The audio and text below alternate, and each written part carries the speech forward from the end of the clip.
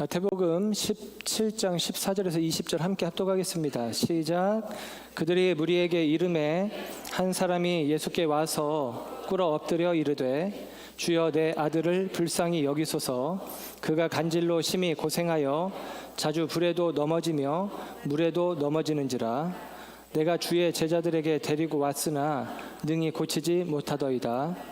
예수께서 대답하여 이르시되 믿음이 없고 패역한 세대여, 내가 얼마나 너희와 함께 있으며 얼마나 너희에게 참으리요. 그를 이리로 데려오라 하시니라. 이에 예수께서 꾸짖으시니 귀신이 나가고 아이가 그때로부터 나으니라. 이때에 제자들이 조용히 예수께 나와 이르되 우리는 어찌하여 쫓아내지 못하였나이까?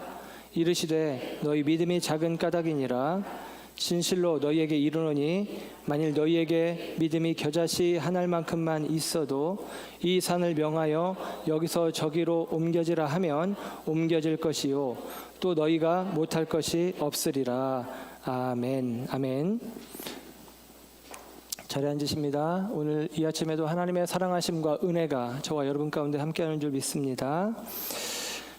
저는 산을 올라가는 것을 안 좋아합니다. 제가 오창에 온 지 15년이 넘었는데 이 뒤에 목령산이 있거든요. 너무 좋습니다 라는 얘기를 들었지만 저는 아직 한 번도 올라간 적이 없습니다. 근데 이제 살면서 몇 번 산에 올라간 적이 있어요. 어려서도 그렇고 올라간 적이 있는데 산에 오르는 건 너무 싫어하는데 산에 올라가서 이렇게 산 아래를 내려다볼 때 한 번도 좋지 않은 적이 없었습니다. 너무 아름답고 너무 멋지고 너무 좋았어요. 산 위에서 바라보는 풍경을 보고 별론데 에이 볼 거 없네 이렇게 생각하는 분은 아마 없을 겁니다. 참 좋아요. 그런데 그 멋있어 보이고 아름다운 광경들을 산 위에서 이렇게 바라보며 좋다라고 했다가 산 아래로 내려가면 우리는 산 아래에서는 그 좋았던 감정들이 깨지기 시작합니다.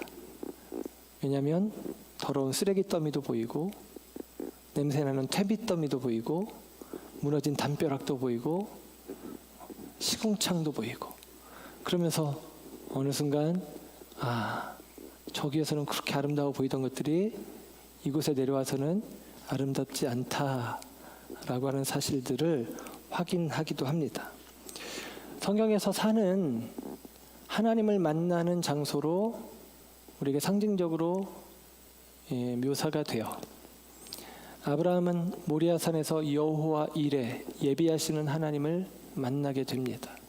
그의 인생이 하나님의 예비하심이라는 단어로 한 줄로 묘사될 정도로 하나님은 앞서 그를 이끄셨고 그리고 그의 삶 속에서 늘 함께 하셨음을 보게 됩니다. 호렙산에서 모세는 가시떨기 같은 하찮은 인생, 자기 스스로 보기에 나는 가시떨기 같은 볼품없는 인생이 되었다라고 생각한 그 순간 꺼지지 않는 불꽃으로 그 호렙산에서 만나 주십니다. 그리고 그 시내산에서 하나님께서는 하나님의 말씀을 또 모세에게 주시는 것을 볼 수가 있습니다. 식민지 백성으로 살아가는 고단한 삶에 지쳤던 예수님이 활동하셨던 주 활동 무대인 갈릴리 민초, 그 갈릴리 민초들은 나지막한 언덕에 올라가서 예수님이 들려주시는 산상수훈의 말씀을 듣습니다. 그리고 그 말씀을 들으며 천국을 마음 가운데 꿈꾸고 소망하게 되어진 것을 봅니다. 제자들은 변화산이라는 산에 올라가서 거룩한 주님의 모습을 만나게 됩니다. 변화산은 산 이름이 변화산이 아니라 산 이름은 모르는데 예수님께서 거기에서 그 모습이 변모하셔서 변화산이라고 하는 이른바 별명이 붙게 되어졌습니다. 예수님께서 변화하셨어요. 예수님이 하나님이라는 사실을, 예수님 안에 있는 영광을 제자들이 발견합니다. 그리고 나서 그 영광이 너무나 좋았기에 그 산 위에서 경험한 그 황홀경이 너무나 좋았기에 베드로는 예수님을 위해서, 모세를 위해서, 엘리야를 위해서 여기다가 초막셋을 짓고 여기 계속 있읍시다, 그렇게 이야기를 해요. 근데 예수님께서는 그렇게 얘기하는 베드로의 이야기를 오히려 반하여 산 아래로 내려가자라고 이야기를 합니다. 그리고 산 아래로 제자들과 함께 내려옵니다. 오늘 우리가 읽은 본문은 변화산 사건 이후에 산 아래로 예수님이 제자들 가운데 특별히 3명, 베드로, 요한, 야고보와 함께 산 아래로 내려왔을 때 산 아래에 남아 있었던 아마도 9명의 제자라고 할 수 있을 텐데, 이 9명의 제자들과 사람들이 웅성웅성하는 모습을 보게 되어집니다. 그래서 오늘 본문은 산 아래로 내려온 후에 벌어진 일을 우리에게 기록해 주고 있어요.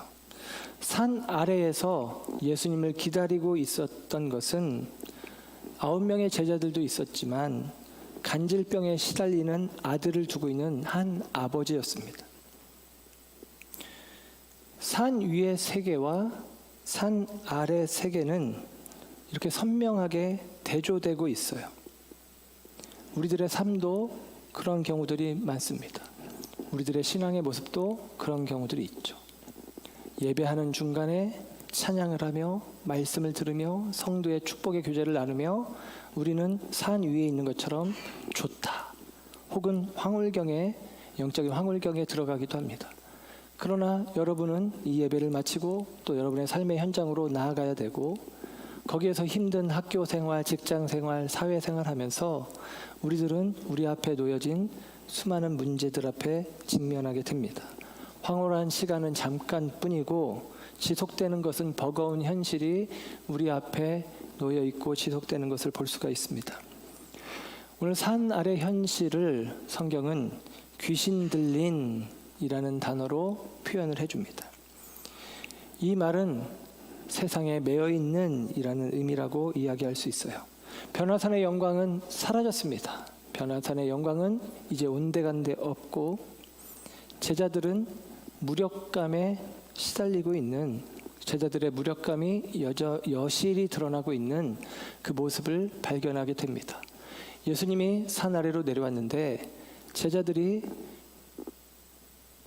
간질병을 앓고 있는 아이를 데려온 아버지에게 대하여 아무것도 해주지 못하는 것이죠. 마가복음에는 병행성경 마가복음 9장에서는 제자들과 서기관들이 변론하고 있었다라고 이야기합니다. 그러니까 서기관들과 제자들이 말을 통해서 싸움을 하고 있는데, 그런데 그 싸움에서 제자들이 할 말이 없는 거예요. 왜냐하면 제자들이 능력을 나타내지 못하고 있기 때문이죠. 그냥 무력감만 경험하고 있는 것입니다. 창피를 당하고 있는 상황입니다. 놀라운 사실은 그전에는 이 제자들이 귀신을 쫓아내서 자유케 하는 일들이 있었습니다. 마태복음 10장, 오늘 보면 17장이니까 마태복음 한참 앞에 10장 1절에 보면 예수께서 그 12제자를 부르사 더러운 귀신을 쫓아내며 모든 병과 모든 약한 것을 고치는 권능을 주시니라 그럽니다. 귀신을 쫓아내고 병을 고치는 능력을 제자들에게 주었다. 그래서 나가서 제자들이 그 능력을 나타내고 돌아와서 예수님에게 기뻐서 보고하거든요. 와, 됩니다 예수님. 놀랍습니다. 귀신이 쫓겨납니다. 병든 자가 다시 회복되었습니다. 이런 이야기를 했단 말이에요. 그런데 그때는 됐는데 지금은 안 되는 것입니다. 간질병을 앓고 있는 아이의 아버지는 이 아이를 고치고 싶었어요. 누가복음에 보면 이 아이가 외아들이라고 이야기합니다. 하나밖에 없는 아들인데 간질 증상을 나타내면서, 발작 증상을 나타내면서 물에도 넘어지고 불에도 넘어지면서 생명의 위험을 계속같이 경험하고 있는 아들을 바라보는 아비의 마음이 얼마나 안타까웠는지, 그래서 그가 소문을 듣고 예수님께로 오면 되겠다라고 온 거예요. 근데 예수님은 보이지 않고 제자들만 있는데 그 제자들은 아무것도 하지 못한다라는 사실입니다. 여러분, 이 제자들이 다른 의미로 오늘날에 저와 여러분으로 오버랩해서 생각해 볼 수 있는 것 아닙니까? 우리 가운데 세상에 짓눌린, 세상에 매여 있는 누군가가 도움을 청하러 왔는데 우리는 그들을 위해서 해줄 수 있는 것이 아무것도 없다.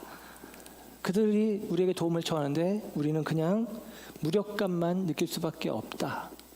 우리가 많은 것들을 외치고 주장하고 있는데 서기관들에 대하여 우리가 변론할 때 우리들은 우리들의 말에 힘이 없다라고 한다면 여러분 어떨까요? 안타깝죠. 그런데 사실은 그게 오늘날의 모습이 아닌가 하는 생각을 해봅니다. 교회는 이런 영적 매임에 있는 자들을 복음으로 영적 구속, 영적으로 구원하고 영적 해방, 자유케 하는 일들을 우리가 해야 될 텐데 그 일들을 과연 우리가 하고 있는가? 그 일들이 과연 우리 가운데 있는가? 다시 한번 생각해 보는 것입니다. 예수님은 무기력한 제자들을 보시면서 한탄하셔요. 그러면서 주님은 이렇게 이야기를 합니다. 오늘 본문 17절 말씀을 보면 17절에 보면 이렇게 기록을 해요. 예수께서 대답하여 이르시되 믿음이 없고 패역한 세대여 그럽니다. 그 아버지가 간질병에 걸린 아이의 아버지가 예수님이 산에서 내려왔을 때 16절에 보니까 주의 제자들에게 데리고 왔으나 능히 고치지 못하더이다. 못하던데요? 그랬더니 예수님께서 그 이야기를 듣고 나서 말씀하시기를 제자들을 향해서 하는 말씀이겠죠.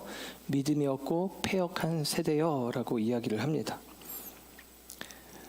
제자들의 무능이 예수님의 눈에는 믿음 없음으로 보이는 거예요. 우리의 무력함이 그냥 무력함이 아니라 예수님의 눈, 예수님의 판단으로는 믿음 없음이라고 예수님은 이야기한다라는 것입니다. 요한복음 14장 12절에 예수님이 이렇게 말씀하십니다. 나를 믿는 사람은 내가 하는 일을 그도 할 것이요 그보다 더 큰 일도 할 것이다 그럽니다. 예수님을 믿는 사람은 예수님이 하시는 일을 할 수 있대요. 저와 여러분 어떻습니까? 예수님이 하시는 일을 하고 있습니까? 할 수 있습니까? 아니 그보다 더 큰 일도 할 수 있다는데 그런 일을 경험하신 적이 있습니까? 없다면 예수님의 평가도 우리에게 대하여 똑같을 것입니다. 우리의 무력감, 우리의 무능력은 예수님의 편에서 볼 때는 믿음 없음이라는 것입니다. 오늘날 교회가 세상에 매여 있는 사람들 가운데 복음으로 변론하여 이기지 못하고 능력을 나타내어 귀신을 쫓아내어 그 묶임에서 해방해 주지 못하는 교회라면 우리를 대하여 예수님의 오늘 평가는 믿음 없음이라는 것입니다. 여러분 우리가 왜 믿음이 없어요? 믿음이 있는데. 그런데 예수님은 믿음이 없다라고 이야기하는 것입니다. 우리를 사로잡고 있는 악한 영들의 실체를 우리가 뻔히 알고 있음에도 불구하고 우리는 그것을 쫓아내지 못해서 그냥 낑낑대는 거죠. 전전긍긍하는 모습이 우리의 모습이기도 합니다. 우리 안에 그런 문제들을 스스로 해결해내지 못하는 일들을 보게 됩니다. 오늘 마태복음에서는 이제 간질 걸린 아이라고 이야기를 하는데 이 말이 이제 마가복음과 누가복음에서는 귀신이라는 말로 쓰여져요. 귀신 들린 아이, 귀신이 그를 잡아 그렇게 표현을 합니다. 간질에 걸렸는데 우리가 생각하는 간질이 아니라 그 간질의 원인이 귀신이라는 거예요. 그래서 오늘 마태복음 뒷부분에 보면 귀신을 쫓아냈더니 간질 증세가 멈추었다, 병이 나았다라고 이야기를 해줍니다. 그런데 이 귀신이라는 표현이 병행성역인 마가복음, 누가복음에는 헬라어로 푸뉴마라는 단어로 귀신을 표현합니다. 푸뉴마는 영이라는 단어거든요. 우리가 영과 혼과 몸이 그럴 때 영이라는 말이 푸뉴마예요. 그래서 이 푸뉴마라는 말을 보통 어디에 쓰냐면 성령님을 가리킬 때 씁니다. 성령님을 푸뉴마라고 해요. 성령이 푸뉴마예요. 그런데 지금 마가복음과 누가복음에서는 귀신에게 사로잡혔다라고 했을 때 푸뉴마라는 말을 쓰는 거예요. 그런데 마태복음은 좀 다르게 간질이라고 표현을 해요. 이 간질이라는 말이 헬라어 말로는 셀레니아 조마이라는 말이에요. 셀레니아 조마이. 이 말은 우리말로 번역을 하면, 직역을 하면 달의 기운에 사로잡혔다라는 말입니다. 달의 기운에 사로잡혔다. 이 아이가 간질하면서 고꾸라지는 것은 달의 기운에 사로잡혔다. 우리말로 번역할 때는 간질, 그러니까 우리가 알고 있는 그 간질 증상, 발작 증상을 일으켜서 넘어지는 그런 간질 증상으로 우리는 생각하는데, 성경에서 이 간질이라는 말을 썼을 때는 달의 기운에 사로잡혀 있다라고 하는 것이죠. 성경에 이 단어가 딱 2번 나오는데, 마태복음 오늘 본문에서 나오고 마태복음 4장 24절에서 나와요. 예수님께서 귀신 들린 자, 간질하는 자, 병든 자들 고쳐주셨다. 그렇게 이제 예수님 초기 사역을 표현할 때 씁니다. 근데 거기에 간질하는 자라는 표현을 한 번 넣어주고, 오늘 간질하는 자가 실제 등장해서 치유받는 장면이 나오는데, 이 표현이 간질이라는 말로 우리말로 쓰였지만 달의 기운에 사로잡혔다라는 거죠. 마태가 왜 이렇게 썼을까? 학자들은 이렇게 짐작을 해요. 이 마태복음이 시리아에서 쓰여졌다라고 생각을 합니다. 시리아는 이스라엘의 북동쪽에 있는 바벨론, 아람, 그런 아수르 이쪽에 해당하는 나라예요. 그러니까 남쪽에 있는 애굽과 이스라엘, 그리고 북쪽에 있는 이 아람이라든지 아수르라든지 바벨론이라든지 페르시아가 이제 같은 이쪽 방향에 있는데, 이 사이에서 늘 이스라엘은 힘들거든요. 그런데 이 시리아 땅에서 기록되었다라고 생각을 합니다. 그래서 어떤 학자들은 시리아 지역에 있는 교회 가운데 안디옥 교회, 나중에 우리가 안디옥 교회를 중요하게 다룰 건데, 안디옥 교회에서 기록된 것이다라고 짐작을 해요. 그런데 이 시리아에서 기록된 마태복음이 다른 성경과 다르게 간질병이라는 표현으로 표현을 하고 있다는 것이죠. 왜냐하면 시리아 지역은 달신을 숭배하는 곳이었다라고 합니다. 시리아는 달신을 숭배하는 거예요.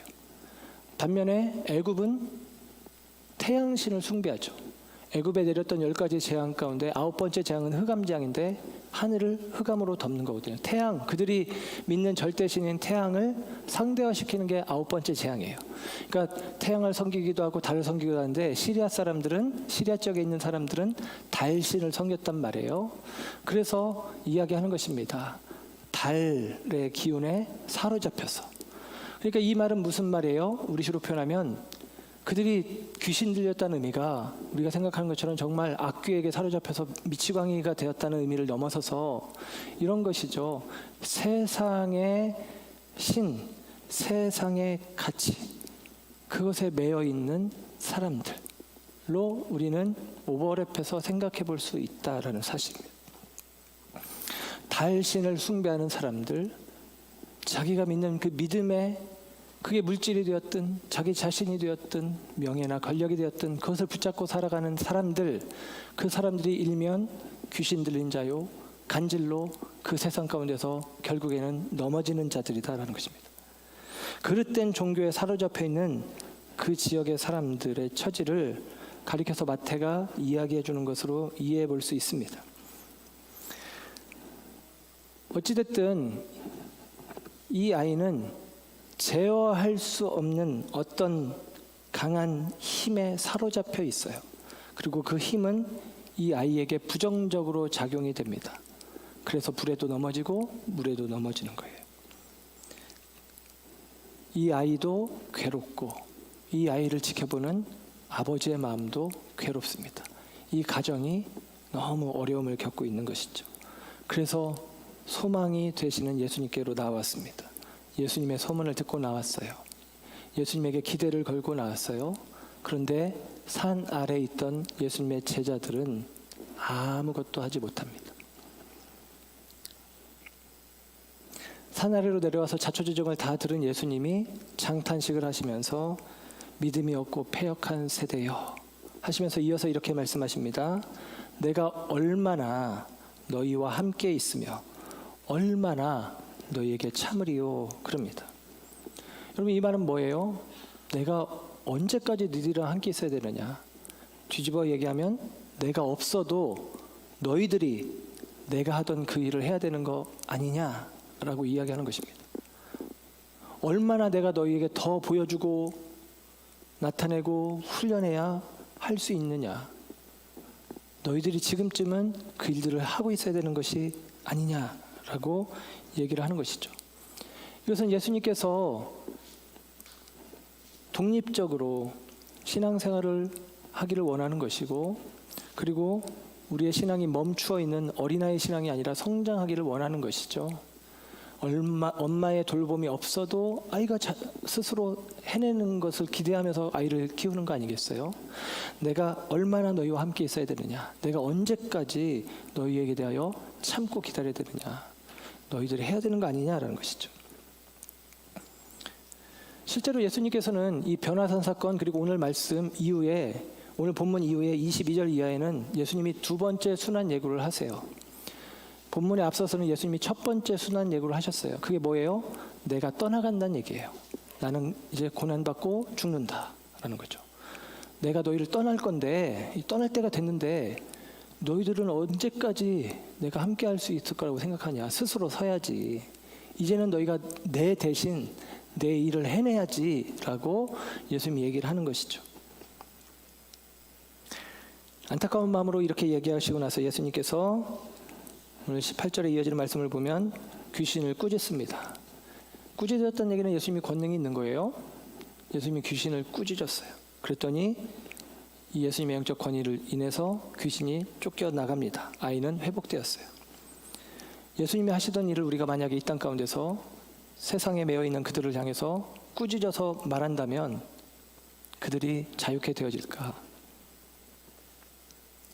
우리가 그들을 꾸짖으면, 예수님이 꾸짖으라고 했으니까 억지로 꾸짖는 모양새가 있는 성도들과 교회들이 있을 수 있지만, 우리가 솔직히 요즘의 상황들을 알지만 우리가 세상을 꾸짖으면 세상이 그렇지 우리가 잘못했지 반응할까요?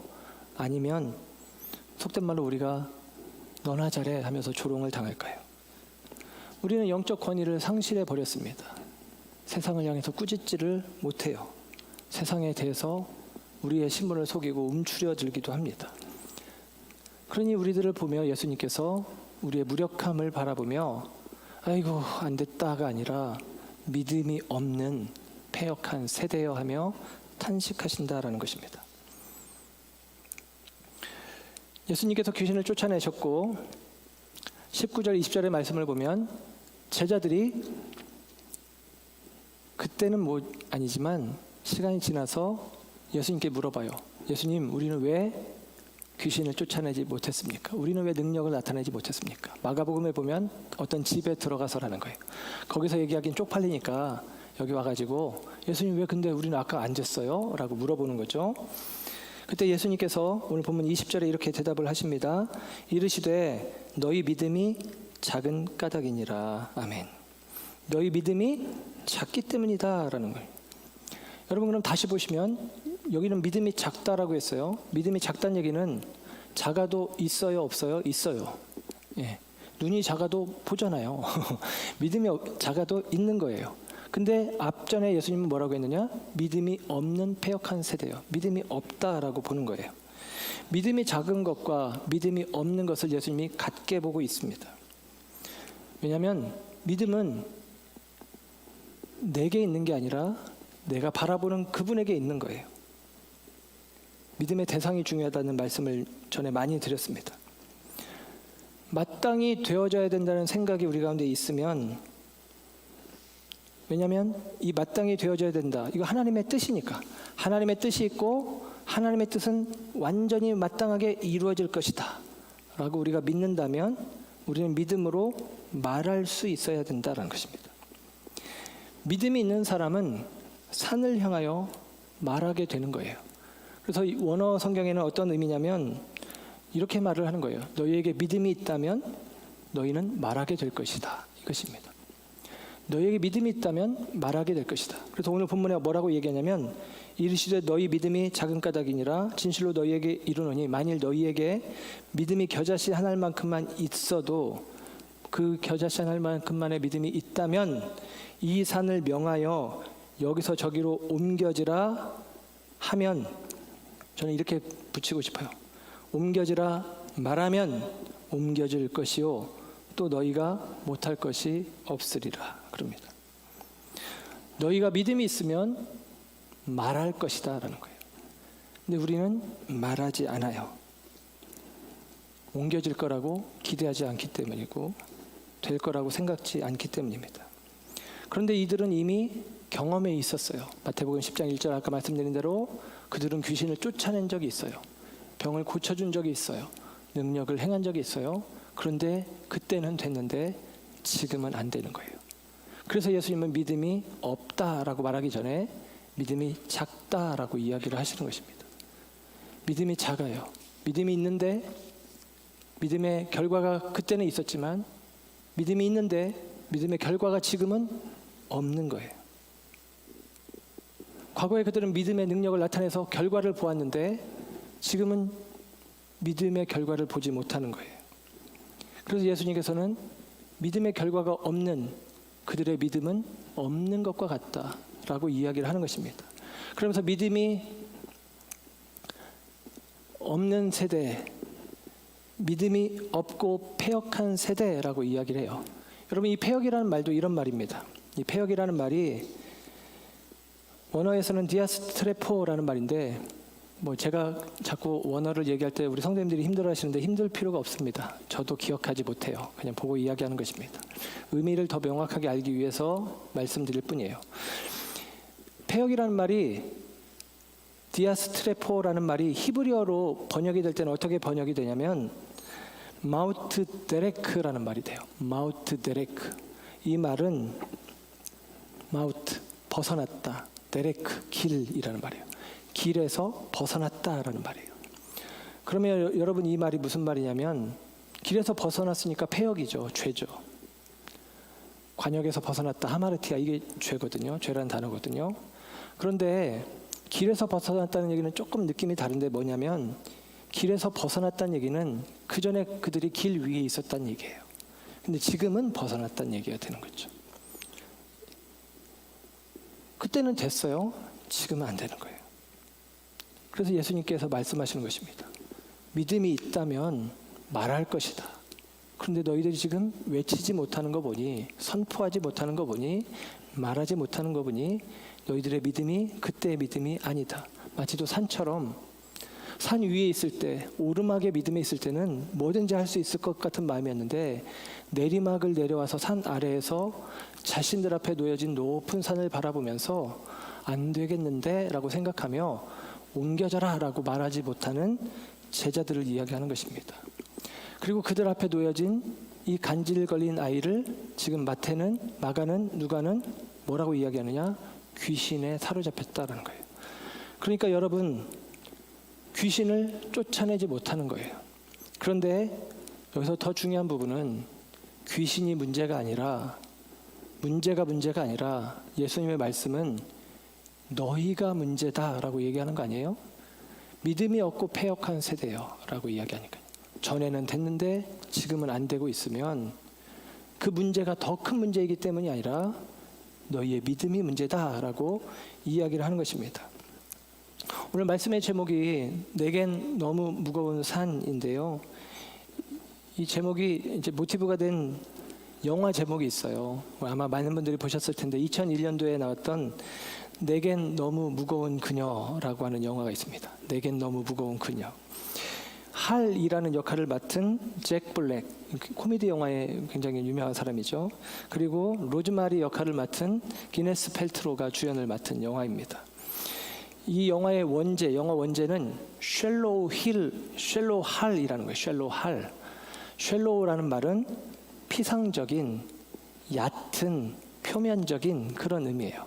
그러니까 이 남자 주인공 할이라는 이름을 붙여서 쉘로우 할, 표면적인 할, 얕은 할, 이게 이제 말하자면 영화 제목인데 여기서 나오는 남자 주인공, 이 잭 블랙이 연기한 남자 주인공 할이 이런 생각을 갖고 있는 거예요.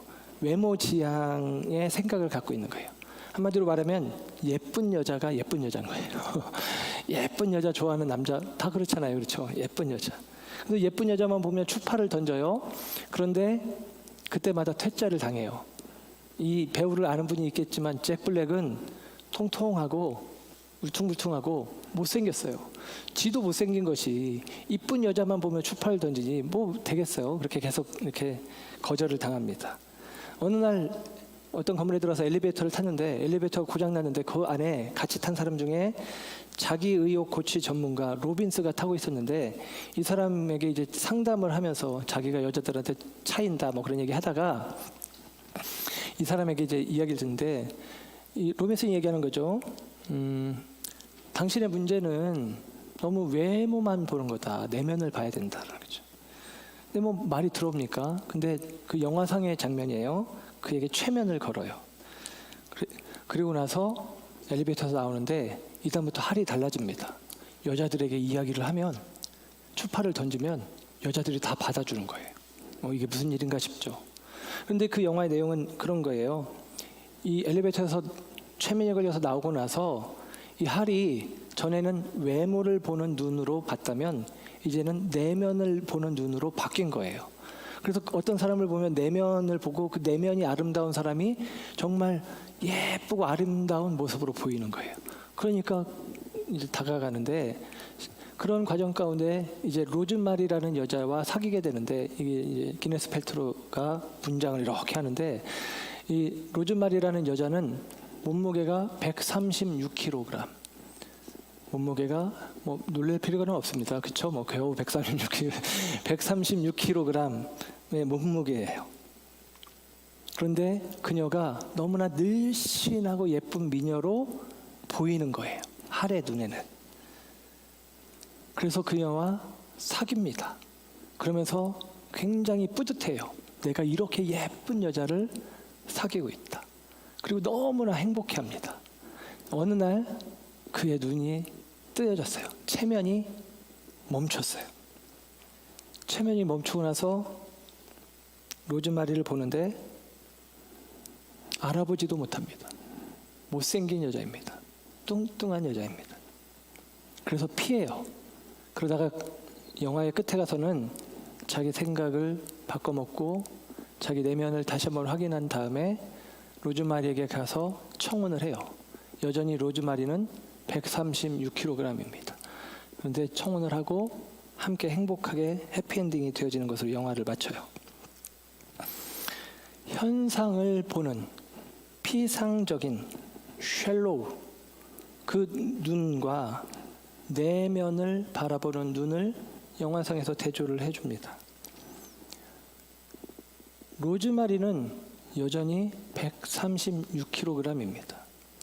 그러나 할의 내면의 눈이 바뀌어졌을 때 로즈마리는 누구보다도 아름답고 사랑스러운 여인으로 여겨지는 것입니다. 여러분, 우리가 오늘 본문 속에서 우리가 믿음으로 산을 옮길 수 있다는 것은 실제로 그 산이 옮겨지는 것을 의미하기도 하지만 예수님은 그 산에 옮겨지는 것을 표현을 했지 실제로 예수님이 산을 옮기시고 다닌 적이 없어요. 예수님은 그냥 인간이 겪어야 될 모든 불편을 감당하셨습니다. 그 불편을 겪지 않겠다고 산을 옮겨 놓으신 적이 없다고요. 말씀 속에서는 내가 산을 향하여 명하면 바다에 빠지리라 했지만 그렇게 하신 적이 없다라는 것입니다. 여러분, 이런 의미는 무엇입니까? 그러면서 문제는 믿음 없는 너다라고 이야기한다는 얘기는 우리에게 이 이야기를 하는 거예요. 우리 앞에 놓여진 산이 커서 감당할 수 없어서 너무나 높아서 문제가 아니라 그 산 앞에서 믿음 없는 우리가 문제다라고 이야기를 하고 있는 것입니다. 내게는 너무 무거운 산, 그 산은 그 산 앞에서 나는 한없이 무력한 것 같고 그 문제 앞에서 우리는 할 수 없을 것 같고 무력할 수밖에 없는 그것은 다름 아니라 믿음 없는 나라고 이야기를 하는 것입니다. 함석헌 선생이 이런 이야기를 들려주는데요. 산을 움직이는 믿음은 사실은 나를 움직이는 믿음이다. 산보다도 더 무거운 것은 내 몸이다. 산을 참말 움직일 수 있어도 내가 나를 마음대로 할 수는 없다. 그러나 산을 옮기자 해서 산더러 여기서 일어나 저 바닷속으로 가거라 하고 소리를 지르고 있는 것은 어리석은 일이요. 내가 나더러 옮겨가라고 명령을 해야 옳은 일이다. 어디로 옮겨가란 말인가? 하나님께로다. 그렇게 말합니다. 오늘 본문을 이렇게 해석을 해주신 거예요. 함석헌 선생님께서. 여러분, 무엇입니까? 우리 앞에 놓여진 산 커요. 그 산이 커다는 얘기는 우리가 어찌할 수 없는 우리의 불가능을 나타내는 상징입니다. 그래서 우리는 그 산 앞에서 우리 스스로 산을 옮길 수 없다라는 결론을 다 가지고 있어요. 산을 옮길 수는 없으니까요. 그런데 예수님께서는 우리들의 생각에 균열을 내시는 것입니다. 예수님은 우리의 매여진 생각을 풀어주기 시작하시는 거예요. 제자들이 지금 산 앞에 있습니다. 산을 옮겨지는 일이 본 적이 없어요. 아니죠. 보았죠. 그들 앞에 놓여있는 귀신 들린 아이. 이 귀신을 쫓아낸 적이 없는 게 아니라 쫓아낸 적이 있습니다. 그래서 예수님은 말씀하시는 거예요. 너희 믿음이 어디 있느냐라는 것이죠. 그리고 믿음이 있다면 말할 것이다. 믿음이 있다면 말할 것이다. 산아 옮겨져라. 산아 바다에 빠져라 라고 말할 수 있어야 된다라는 것입니다. 그런데 마귀는, 귀신은 우리 앞에서 커 보이는 그 문제는 이야기합니다. 산은 절대 옮길 수 없어 라고 이야기를 하는 거예요. 여러분, 산을 옮길 수 없어 라고 이야기하는 것은 이 땅에 매여 있는 우리의 생각입니다. 마귀가 주는 생각입니다. 죄된 구조에 짓눌려 있는 시대를 살아가면서 우리는 안 된다는 것에 익숙해지고 있는 것 같아요. 우리가 하나님의 꿈을 향해서 나아가는 길에 우리 앞에 너무나 큰 장애물로 놓여진 산을 보면서 우리는 그 꿈이 내게 현실이 되어질 수 없고 그 꿈이 내게서 성취될 수 없다는 생각에 머물러 있는 것 같아요. 그런데 여러분, 그런 문제들 앞에서 우리는 아무것도 할 수 없다라고 하는 생각, 그것은 오늘 예수님이 꾸짖는 믿음이 작은 자들이요 믿음이 없고 패역한 세대의 현상일 뿐이다라는 것입니다. 믿음의 사람들은 산과 같은 그런 문제들을 옮길 수 있어야 합니다. 그런데 여러분, 다시 말씀드리지만 산이 아니라 나 자신이 움직이는 것이 믿음이다라는 것입니다. 왜냐하면 나의 가능성이 아니라 하나님의 가능성을 믿고 나아가는 거예요. 내게 힘 주시는 분을 의지해서 나아가는 거예요. 내 가능성으로는, 내 힘으로는 넘어갈 수 없는 산이지만 하나님께서 주시는 힘으로는 넘어갈 수 있다라고 여기는 것입니다. 할 수 있기에 하는 게 아니라 해야 하기에 하는 일들이 있어요. 하나님께서 우리에게 주신 말씀들이 그렇습니다. 여러분, 말씀 여러분 지킬 수 있습니까? 지킬 수 있어서 지키라고 말씀하시지 않아요. 지켜야 하니까 지키라고 말씀하시는 것입니다. 그런데 우리는 지켜야 하니까 지키는 것이고 할 수 없지만 해야 되니까 하는 것인데, 그래서 우리는 자꾸만 말합니다. 할 수 없어요. 우리는 지키지 못해요. 라고 말하려고 하는데, 여러분, 할 수 없다라는 말은 믿음의 사람들은 할 수 없어요.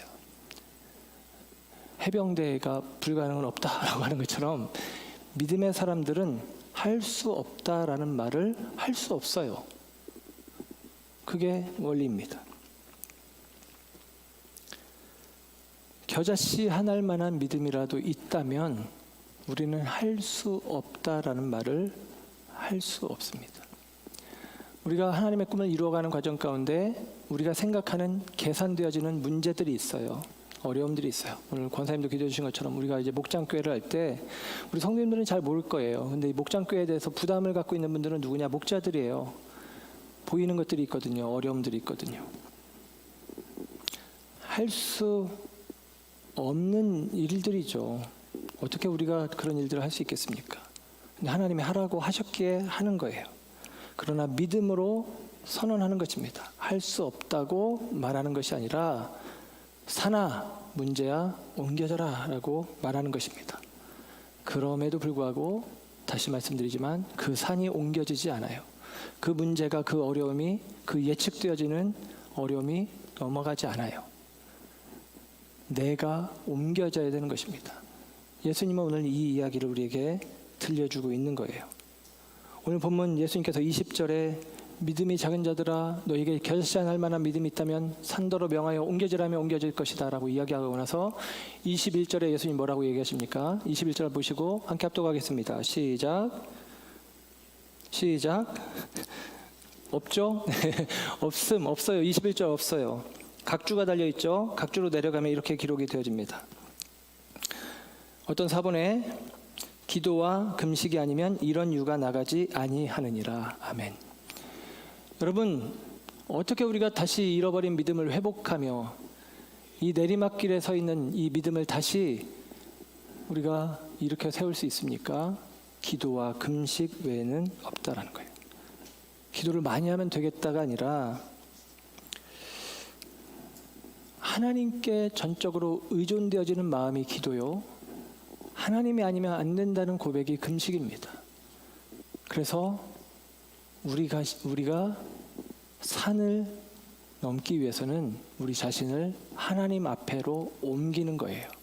그리고 하나님 앞에서 우리는 하나님이 주시는 믿음을 회복하게 될 것입니다. 예수님이 십자가라는 무거운 산 앞에 서셨습니다.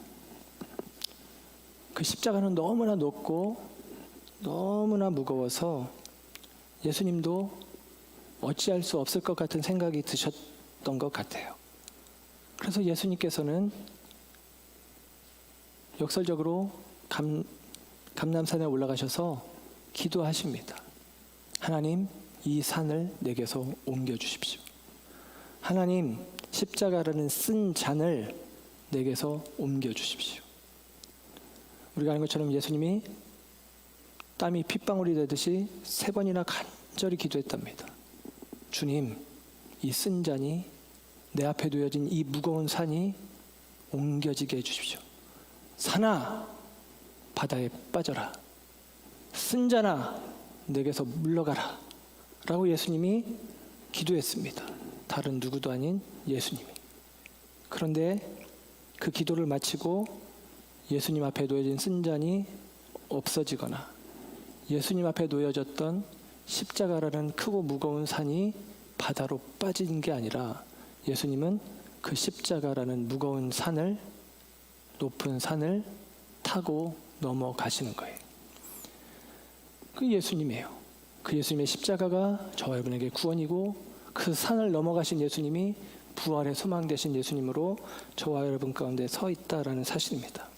사랑하는 여러분, 믿음은 우리로 하여금 이 산을 향하여 명합니다.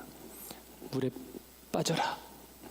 저는 여러분을 위해서 기도할 때 솔직히 그렇게 기도합니다. 여러분에게 있는 문제들이 해결되길 기도합니다.